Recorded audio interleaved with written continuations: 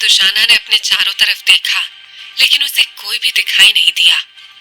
इससे पहले कि वो आगे बढ़ता, अचानक ही दुशाना को पायल की छम छम की मधुर आवाज सुनाई देने लगी, जो सन्नाटा होने की वजह से चारों दिशाओं में गूंज रही थी।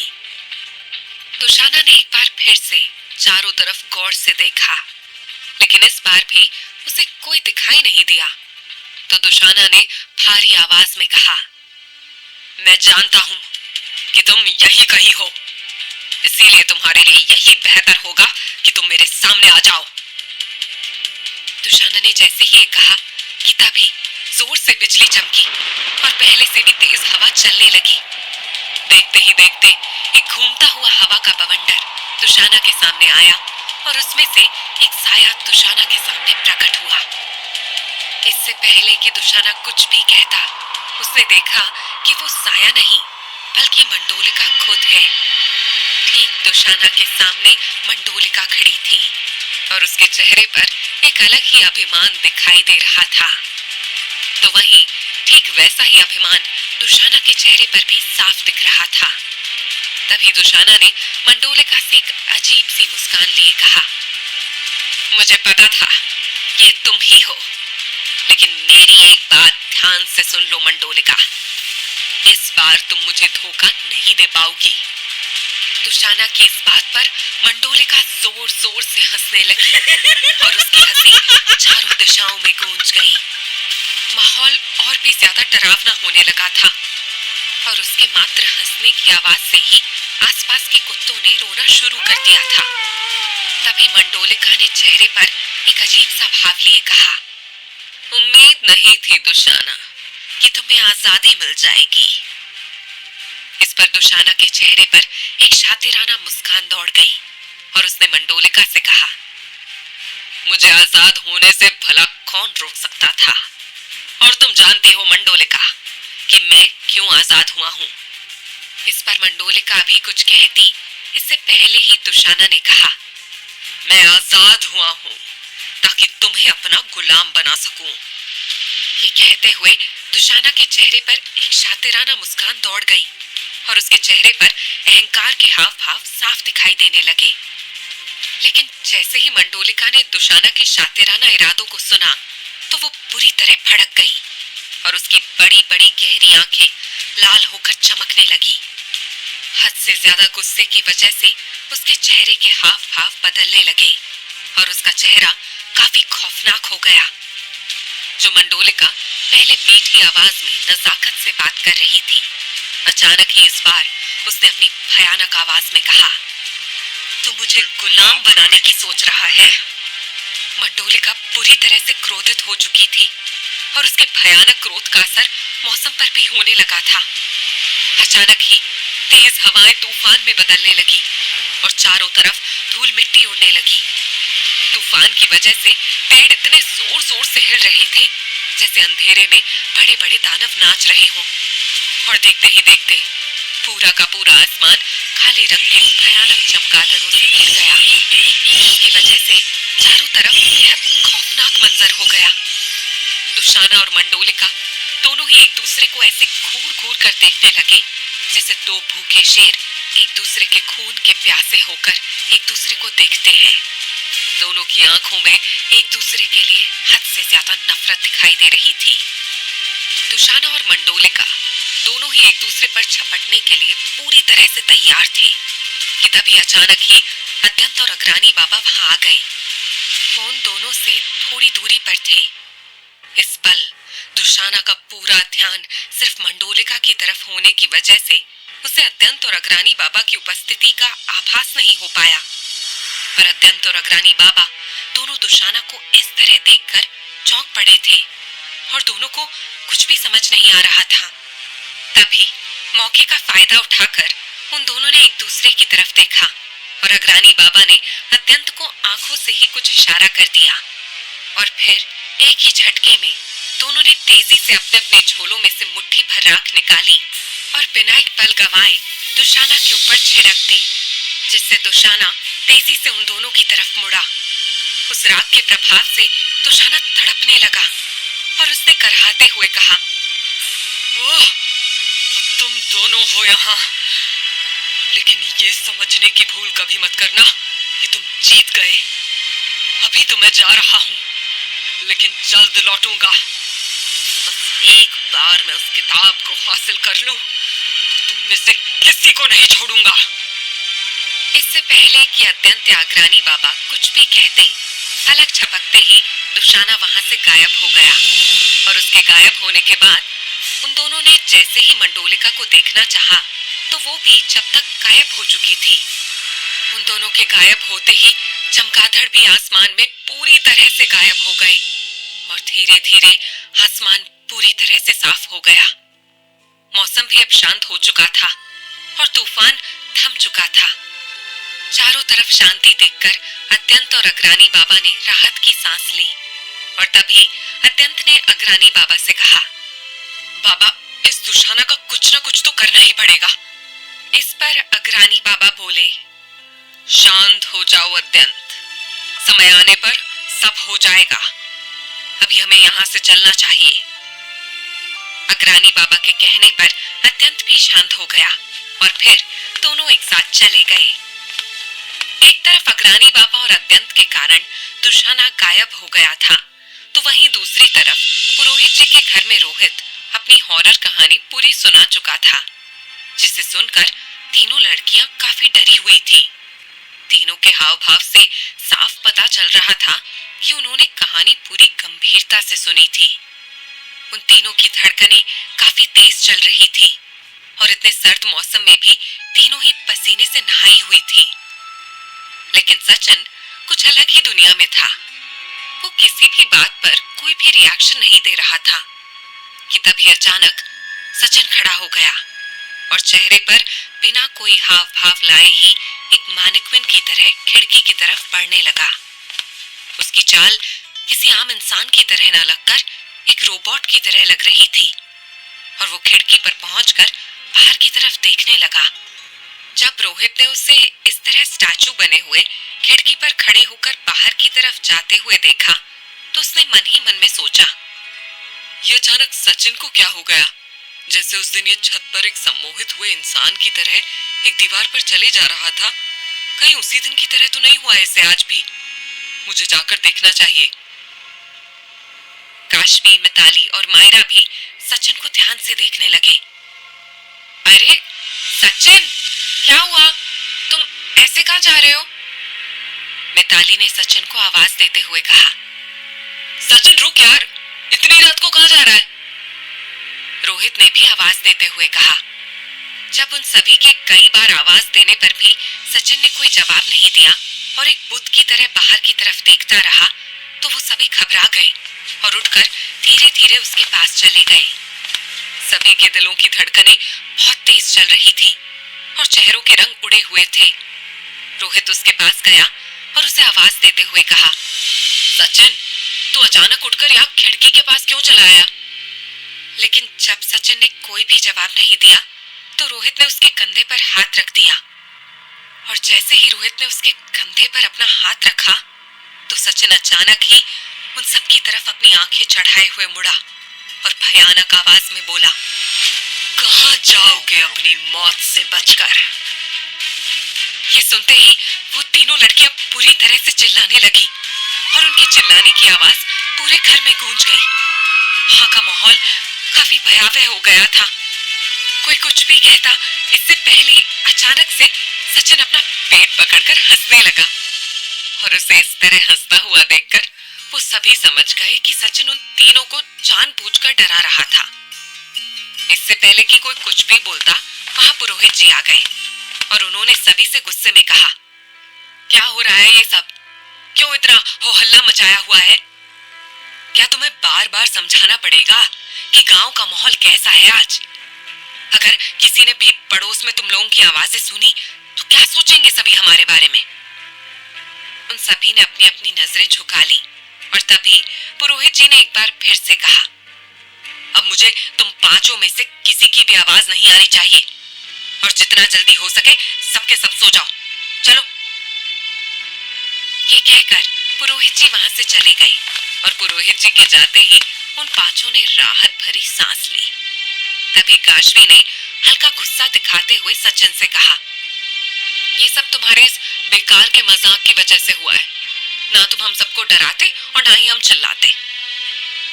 मायरा और मिताली ने भी उसकी हाँ में हाँ मिला दी और सचिन ने अपनी गलती मानते हुए कहा, आई एम रियली सॉरी, मुझे नहीं पता था कि हम सभी को डांट खानी पड़ेगी।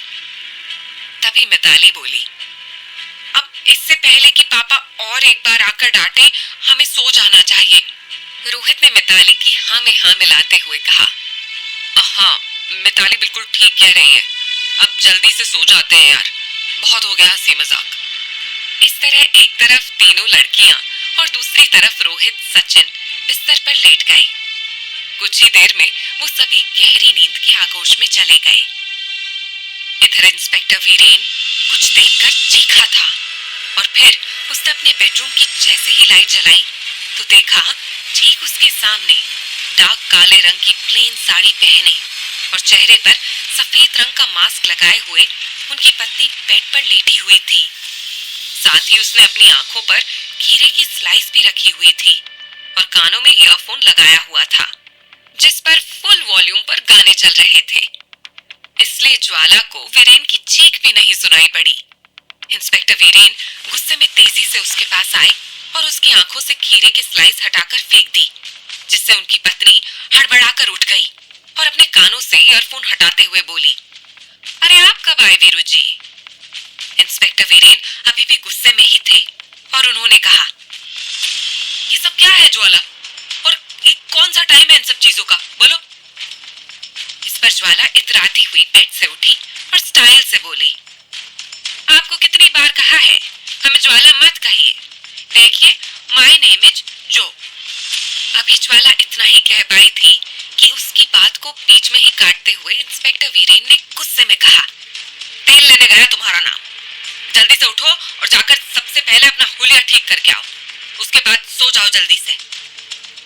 ज्वाला को जरा भी उम्मीद नहीं थी कि आज इंस्पेक्टर वीरेन उसे इतनी बुरी तरह से डांटेंगे, इसीलिए वो खामोशी से उठी और फिर अपना मुंह धोने के लिए वॉशरूम चली गई। और उसके जाने के बाद इंस्पेक्टर वीरेन खुद से ही बोले, हे प्रभु, क्या करें हम इस औरत का। वहाँ थाने में 100 मुजरिमों से निपटना आसान है, लेकिन इस अकेली औरत से निपटना मुश्किल है। तो वही पुरोहित जी के घर में सभी गहरी नींद के आगोश में जा चुके थे और मायरा गहरी नींद में होने के बावजूद भी बार बार करवटें बदल रही थी। तभी अचानक वो फिर से अपने ख्वाबों की दुनिया में पहुंच गई और उसने एक कमरे में खिड़की से मंडोलिका को फिर किसी मर्द की बाहों में देखा। मंडोलिका पूरी तरह से उसी आदमी में खोई हुई थी, लेकिन मायरा अभी भी उस आदमी का चेहरा ठीक से नहीं देख पा रही थी। तभी उस आदमी ने मंडोलिका के कंधे से उसकी गहरे हरे रंग की सिल्क की साड़ी का पल्लू नीचे सरकाते हुए कहा, तुम्हें खुशखबरी देनी थी। मंडोलिका जो उस आदमी के करीब होने से पूरी तरह से मदहोश थी, उसने एक कातिलाना अंदाज से कहा, अच्छा जी, तो फिर बताओ ना जल्दी, ये ऐसे भी क्या खुशखबरी सुनाने वाले हो तुम? जिस तरह से दिलकश अदाओं को दिखाती हुई मंडोलिका सवाल कर रही थी, वो इतनी खूबसूरत लग रही थी कि उसकी खूबसूरती के सामने स्वयं स्वर्ग की अप्सरा भी शर्मा जाए। तभी उस आदमी ने उसके बालों के बने हुए बड़े से जूड़े की पिन निकालकर उसके बाल खोल दिए और फिर उसके कान का झुमका उतारते हुए कहा, तुम जो चाहती थी उसका इंतजाम हो गया है, मैंने सारी तैयारियां कर ली हैं। उस आदमी की कही हुई ये बात सुनते ही मंडोलिका के चेहरे पर पहले से भी ज्यादा रौनक आ गई और उसने उत्साहित होकर उस आदमी के कुर्ते का बटन खोलते हुए कहा, मुझे पता था तुम ये काम जरूर करोगे, मैं ऐसे ही तो इतनी मोहब्बत नहीं करती ना तुमसे।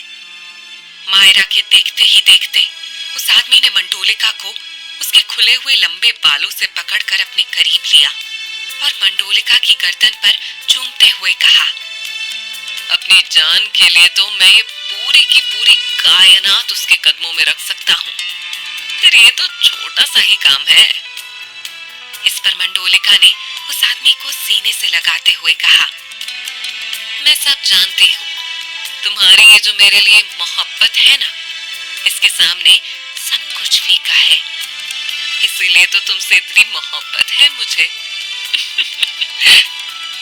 तभी उस आदमी ने मंडोलिका के नाजुक होठों को अपने होठों से छूकर उस पर बेपनाह इश्क की परखा करने लगा। मंडोलिका भी उसका साथ देने लगी और देखते ही देखते दोनों एक दूसरे से लिपटते ही चले गए। उसी पल हवा चलने लगी और उनके कमरे की खिड़की हिलने की वजह से खड़कने लगी। वो आदमी उठा और जैसे ही खिड़की बंद करने के लिए खिड़की की तरफ बढ़ा तो उसी पल मायरा ने आज पहली बार उस आदमी का चेहरा देख लिया। उस आदमी का चेहरा देखते ही मायरा बुरी तरह से चौंक गई और हड़बड़ा कर उठ गई। मायरा ने चारों तरफ देखा तो खुद को पुरोहित जी के घर में पाया और उसके साथ ही काशवी और मिताली गहरी नींद में सो रही थी। मायरा जो पसीने से तरबतर थी, उसने मन ही मन में सोचा, तो इसका मतलब जो रहस्यमयी आदमी हमेशा मेरे सपनों में मंडोलिका के साथ दिखाई देता था, वो वही है जिसने उस दिन मुझे दुशाना से बचाया था। हाँ, वो कोई और आदमी नहीं बल्कि अत्यंत था। आखिर क्या चाहते थे दोनों? क्या काम किया था अत्यंत ने मंडोलिका का? पूरे गांव में दहशत का माहौल था और सभी मंडोलिका के डर की वजह से अपने अपने घरों में छुपे हुए थे। तो उधर उसी भयानक और कपकपाती ठंडी रात में वही रहस्यमयी आदमी जिसने दुशाना की पहले भी मदद की थी, वो काले रंग का कंबल ओढ़े तेजी से गांव की गलियों में से होते हुए सुनसान रास्तों की ओर बढ़े चले जा रहा था। इतनी सर्द रात में दूर दूर तक उन सड़कों पर कोई भी दिखाई नहीं दे रहा था। उसने एक बार फिर से कंबल को इस तरह ओढ़ा हुआ था कि जिससे उसका पूरा चेहरा ढका हुआ था और केवल आंखें ही दिखाई दे रही थी। वो तेज कदमों से चलते हुए कुछ ही पलों में दुशाना के पास पहुंच गया। उस शख्स को देखते ही दुशाना ने भारी आवाज में कहा, आ गए तुम। जो सामान मैंने तुम्हें लाने को कहा था वो साथ लाए हो? दुशाना के किए हुए सवाल पर वो रहस्यमयी आदमी कुछ भी नहीं बोल पाया और डर की वजह से केवल नामे सिर हिला दिया। उस आदमी के नामे सिर हिलाते ही दुशाना गुस्से से पागल हो गया और इससे पहले कि वो आदमी कुछ समझ पाता, एक ही पल में दुशाना ने अपना हाथ लंबा करके उस आदमी को गर्दन से पकड़कर जमीन से काफी ऊपर उठा लिया। वो आदमी बुरी तरह तड़पने लगा और अपने पैर इस तरह चलाने लगा जैसे खुद को जिंदा रखने के लिए वो पूरी तरह से छटपटा रहा हो। उस आदमी को अपनी मौत साफ दिखाई देने लगी कि तभी उसने समय की नजाकत को देखते हुए अपनी सारी हिम्मत समेटकर बहुत मुश्किल से आवाज निकालते हुए कहा, रुक जाइए, बेशक मैं सामान नहीं लाया, लेकिन एक ऐसी खबर लाया हूँ जो आपके बहुत काम की है, बस एक बार सुन लीजिए। ये सुनते ही दुशाना थोड़ा शांत हो गया और उसने उस आदमी को नीचे उतार दिया, जिससे उसने कुछ राहत की सांस ली और अपनी गर्दन को मलने लगा। उस आदमी की सांसें काफी तेज चल रही थीं और उसकी गर्दन में काफी दर्द भी हो रहा था। तभी दुशाना ने उससे पूछा, क्या खबर लाए हो तुम मेरे लिए? जल्दी बताओ, नहीं तो फिर से वही हश्र करूंगा तुम्हारा। इस पर वो आदमी पूरी तरह से हांफते हुए बोला, खबर ये है कि जो आपकी जया है ना, वो और विजय नाम का वो लड़का दोनों आजकल कुछ ज्यादा ही करीब आ रहे हैं। और एक बात मैं आपको बिल्कुल साफ साफ कह देता हूँ, वो ये कि अगर आपने जल्दी ही कुछ नहीं किया तो ये भी हो सकता है कि वो दोनों दोबारा से फिर एक हो जाएं। ये बात सुनते ही दुशाना का गुस्सा 7वें आसमान पर पहुंच गया और उसने चिल्लाते हुए कहा, नहीं, ये नहीं हो सकता, क्योंकि जया सिर्फ मेरी है और इस बार मैं किसी को भी हम दोनों के बीच में नहीं आने दूंगा। जया को यहाँ मेरे पास आना ही पड़ेगा, वो भी अपनी मर्जी से। जैसे ही दुशाना गुस्से में चिल्लाया कि तभी जोर से बादलों के गरजने की आवाज आई और कुत्तों ने बुरी तरह से रोना शुरू कर दिया। तभी उस रहस्यमयी आदमी ने तुषाना को शांत करते हुए कहा, शांत हो जाइए आप और कृपया करके आगे की खबर सुनिए। उस आदमी के कहने पर तुषाना शांत हो गया और उसने थोड़ा अकड़ते हुए भारी आवाज में कहा, हाँ बोलो, क्या है आगे की खबर? तुषाना के शांत होते ही उस आदमी ने कहा, एक बात है जो मैं अक्सर देखता रहता हूँ, वो ये कि आजकल ये दोनों अपना ज्यादातर समय एक आदमी के साथ बिताते हैं। जहाँ तक मैंने उस आदमी को देखा है, पता नहीं क्यों मुझे वो आदमी कुछ ठीक नहीं लगता। मेरा दिल कहता है कि कुछ तो अलग है उस आदमी में। तुषाना जो उस कंबल ओढ़े हुए आदमी की कही हुई हर एक बात बेहद ध्यान से सुन रहा था, उसने अपनी भौएं चढ़ाते हुए पूछा, लेकिन है कौन वो आदमी, ये भी तो जरा बताओ। तुषाना के सवाल पर उस आदमी ने कहा, बस अभी यही नहीं पता चल पाया मुझे, लेकिन मैंने उन तीनों पर पूरी नजर रखी हुई है और जैसे ही मुझे उस आदमी का पता चलेगा मैं जरूर आपको बताऊंगा। तुषाना जो पहले काफी क्रोध में था, वो ये सारी बातें सुनकर शांत हो गया और उसे भी उस आदमी के बारे में जानने की उत्सुकता होने लगी। उसने उस कंबल ओढ़े रहस्यमयी आदमी से कहा, ठीक है, कोशिश करो जल्दी पता लगाने की, पर हाँ, वक्त बहुत कम है। ये कहकर तुषाना गायब हो गया और तुषाना के जाने के बाद वो आदमी भी अपने कंबल को अच्छे से ओढ़कर आसपास देखते हुए वहां से चला गया। काली अंधियारी रात बीत चुकी थी और हर तरफ सूर्य का प्रकाश फैल चुका था। पुरोहित जी के घर में सभी उठ चुके थे और पुरोहित जी भी वहीं उन सभी के साथ आकर बैठ गए। तभी मिताली उठी और सभी के लिए जल्दी से गर्मा गर्म चाय बनाकर ले आई। सभी एक साथ हॉल में बैठे चाय पी रहे थे। पुरोहित जी के घर का माहौल इस समय काफी अच्छा लग रहा था और सभी के हाथ में चाय के कप थे कि तभी अचानक उन्हें बाहर से शोर शराबा सुनाई देने लगा। पुरोहित जी ने जैसे ही बाहर से शोर सुना तो वो बुरी तरह से घबरा गए और चाय का कप वहीं रखते हुए बोले, हे ईश्वर, अब न जाने कौन सी आफत आई होगी गांव में, जाकर देखता हूँ। ये कहकर वो जैसे ही उठकर जाने लगे कि तभी रोहित ने उन्हें कहा, तो रुकिए, हम सब भी आपके साथ चलते हैं। रोहित के ऐसा कहने के बाद वे सभी उठे और उठकर पुरोहित जी के पीछे पीछे चल दिए। उन सभी ने एक साथ बाहर जाकर देखा कि चारों तरफ अफरा तफरी का माहौल था और सभी एक साथ झुंड बना बनाकर किशन के घर की तरफ जा रहे थे, जिसके बेटे की शादी नहीं हो पाई थी। ये सब देखकर पुरोहित जी को भी काफी घबराहट होने लगी और उन्होंने मन ही मन में सोचा, पता नहीं अब क्या हुआ होगा किशन के घर में, वहीं जाकर देखता हूँ। ये सोचते हुए पुरोहित जी और उनके साथ बाकी सभी तेजी से चलते हुए किशन के घर पहुंच गए, जहाँ पहले से ही काफी भीड़ लगी हुई थी। तभी पुरोहित जी की नजर किशन के घर के ठीक सामने वाली बड़ी सी दीवार पर गई।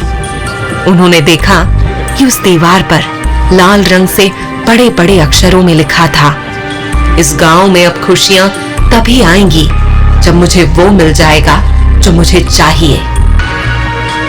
पुरोहित जी और बाकी सभी ने जैसे ही ये सब पढ़ा तो वो दंग रह गए और काफी देर तक लगातार उस दीवार को देखते ही रह गए।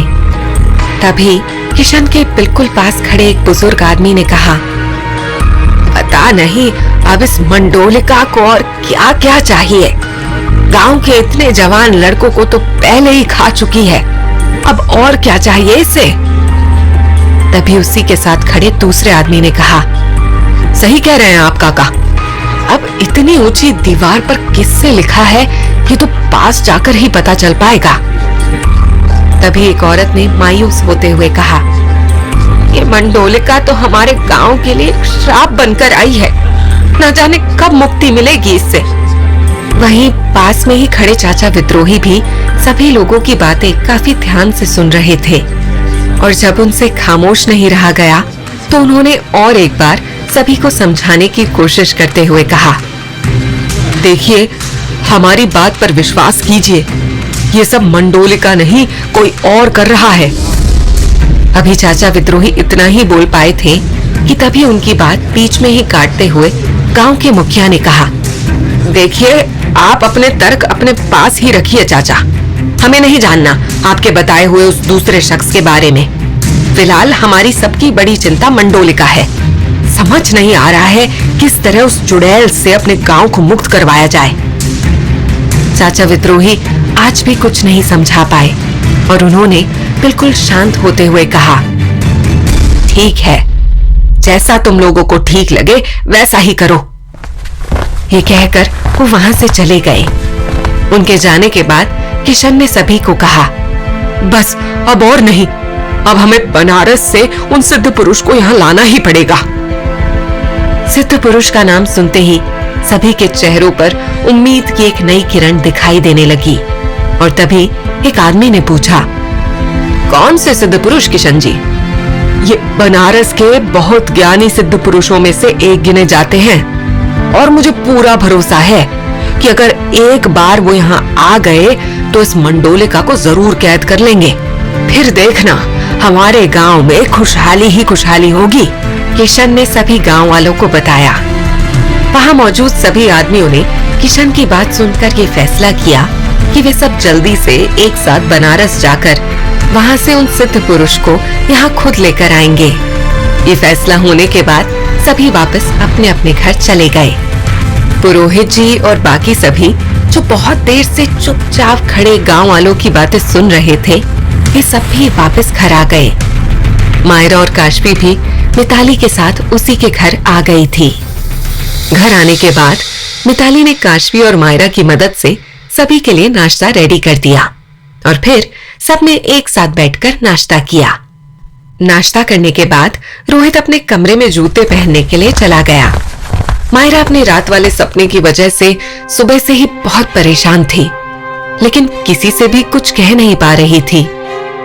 पर जब उसने रोहित को ऊपर उसके कमरे में जाते हुए देखा तो मन ही मन में सोचने लगी, रोहित इस समय ऊपर अकेला ही गया है, उधर काशवी भी मिताली के साथ किचन में है और सचिन पुरोहित जी के साथ हॉल में। यही सही मौका है रोहित को अपने सपने के बारे में बताने का। यही सब सोचते हुए वो सीधे ऊपर रोहित के कमरे में पहुंच गई, जहां रोहित अपने जूते पहन रहा था। मायरा तेजी से रोहित के कमरे में दाखिल हुई और उसने रोहित से कहा, रोहित, मुझे तुमसे कुछ बहुत जरूरी बात करनी है। उसी पल रोहित अपने जूते पहनकर खड़ा हो गया और उसने कहा, हाँ मायरा, बोलो, क्या बात करनी है तुम्हें? मायरा के चेहरे पर रात के सपने की वजह से गहरी चिंता की रेखाएं साफ दिखाई दे रही थी। उसने रोहित से कहा, रोहित, मैं तुम्हें हमेशा बताती थी ना कि मेरे सपनों में मंडोलिका आती है एक आदमी के साथ, लेकिन उस आदमी का चेहरा मैं कभी देख नहीं पाती थी। रोहित मायरा की बात बेहद ध्यान से सुनने लगा और उसने मायरा की बात में इंटरेस्ट दिखाते हुए पूछा, हाँ मायरा, मुझे पता है, लेकिन उन सपनों को लेकर तुम आज क्यों इतनी परेशान हो रही हो? क्योंकि मैंने उस आदमी का चेहरा देख लिया है रोहित, मायरा ने एक ही सांस में कह दिया। ये सुन रोहित अभी भी कुछ समझ नहीं पा रहा था। उसने मायरा से कहा, मायरा, तुम ये क्या कह रही हो? कौन है वो आदमी? मुझे साफ साफ बताओ। इस पर मायरा ने रोहित से कहा, रोहित, मैंने सपने में मंडोलिका के साथ उस आदमी को देखा जिन्होंने मुझे शमशान में एक बार दुशाना से बचाया था, जिनका नाम अत्यंत है। रोहित ने जैसे ही अत्यंत का नाम सुना तो वो दंग रह गया और उसने मायरा से कहा, क्या तुम्हारे सपने में मंडोलिका के साथ दिखने वाला कोई और नहीं बल्कि अत्यंत है? लेकिन ये कैसे हो सकता है? उन्होंने तो कभी इसके बारे में हमें कुछ बताया नहीं। मुझे लगता है कि हमें इस बारे में विद्रोही बाबा से पूछना चाहिए, अब वो ही हमें सच बता सकते हैं। मायरा ने रोहित की बात में अपनी स्वीकृति देते हुए कहा, हाँ रोहित, तुम बिल्कुल ठीक कह रहे हो, हमें अभी चलकर उनसे पूछना चाहिए। वो दोनों अभी नीचे उतर ही रहे थे कि तभी रोहित का सिर अचानक से दरवाजे से टकरा गया और रोहित वहीं पर सिर पकड़कर बैठ गया। रोहित, तुम ठीक तो हो ना? मायरा ने झट से पूछा। रोहित अभी कुछ भी कहता कि तभी उसे नीचे से काशवी की आवाज आई, मायरा, पापा का फोन आ रहा है, चलो अब घर चलते हैं। वो हम दोनों को लेकर काफी परेशान हो रहे हैं। पर मायरा ने काशवी की बात पर ध्यान नहीं दिया और उसने रोहित को बिस्तर पर लेटने को कहा। इसके बाद वो खुद उसके माथे पर हाथ फेरने लगी जहां पर रोहित को चोट लगी थी। एक काम करो रोहित, अभी तुम आराम करो, हम विद्रोही बाबा के पास फिर कभी चलेंगे। और मायरा भी आगे कुछ कह पाती कि इतने में उसे फिर से काशवी की आवाज आई। मायरा, जल्दी आओ यार, हम रात से यही हैं और इसी कारण पापा और भी ज्यादा परेशान हो रहे हैं। जल्दी आओ ना, क्या कर रही हो वहां? काशवी की बात सुन इस बार मायरा ने झल्लाकर कहा, आ रही हूँ, 1 मिनट रुको तो सही। इतना कहने के बाद मायरा ने रोहित से कहा, बाय रोहित, अपना ख्याल रखना। मायरा ने रोहित से इतना कहा और कमरे से नीचे आ गई। इधर रोहित बिस्तर पर लेटे लेटे नींद के आगोश में चला गया। रात को भी देर से सोने के कारण और सुबह जल्दी उठने के कारण उसे झट से नींद आ गई और देखते ही देखते रोहित एक बार फिर से अपने सपनों की दुनिया में पहुंच गया। इस वक्त रोहित अपने सपनों में उसी खंडहर को देख रहा था जहां पर वो पहले एक बार जा चुका था और जहां उसने नित्या को एक रौबदार आदमी के साथ देखा था। नित्या ने अपने कोठे में उस रौबदार आदमी का स्वागत किया था। इसी खंडहर को आज वो अपने सपने में देख रहा था। वो खंडहर आज उसके सपने में किसी महल की तरह दिखाई दे रहा था जहां चारों तरफ से सजावट की गई थी। वो सीढ़ियों से चढ़कर ऊपर जा रहा था और उसी कमरे के सामने पहुंच गया जिस कमरे में पिछली बार नित्या उस आदमी के साथ थी। उस कमरे में आज 2 औरतें मौजूद थी। एक थी नित्या और दूसरी का मुंह दिखाई नहीं दे रहा था। पर नित्या ने इस वक्त सिल्क की नीले रंग की हैवी साड़ी पहनी हुई थी और उसी औरत के साथ खड़ी बातें कर रही थी और वो औरत दूसरी तरफ अपना चेहरा घुमाए खड़ी थी।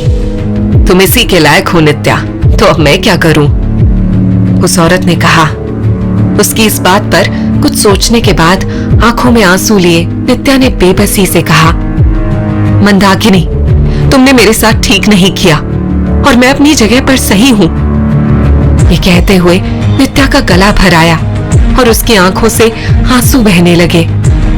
नित्या की बात सुनते ही वो औरत उसकी तरफ मुड़ी। वो औरत कोई और नहीं बल्कि मंडोलिका थी, जिसका नाम पिछले जन्म में मंदाकिनी था। पर इन सब में भी एक तरफ नित्या की आंखों से लगातार आंसू बह रहे थे तो वहीं मंदाकिनी के चेहरे पर कुटिल मुस्कान थी।